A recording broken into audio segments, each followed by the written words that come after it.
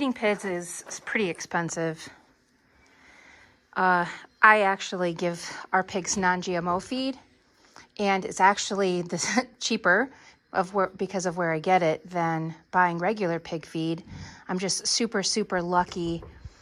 If anyone is in Northeast Tennessee, Dodson Feed Store in Rogersville, Tennessee, amazing people, amazing products. But one way we are saving money on feed is by arranging, I guess, a business deal with a local produce stand.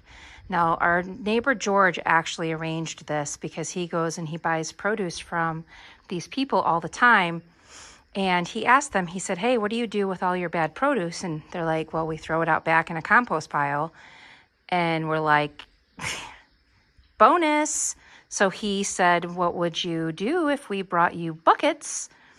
Would you mind giving us some produce? And we'll bring you buckets every day. So it is a time-consuming process because I go through the buckets. So this one has summer squash in it, looks like half of a papaya. We've got buckets of apples, all kinds of stuff. The really rotten stuff, I put in my compost pile. We should not feed moldy or rotten food to pigs. So I just put that in my compost since it'll help next year for my garden. So I just cut it up into 2 different buckets for the boys and for the girls. And well, Brian really does this. It's not usually me. He does this every night for the pigs. And then he cleans out the buckets and puts them in his truck. And in the morning, the produce stand is literally right across the road from where he works. So in the morning, he drops off the buckets. In the evening, he picks up the buckets.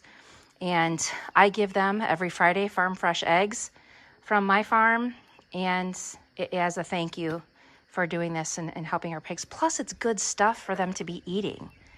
So if you can manage something like this where you're from, I highly suggest you can do this for your chickens too.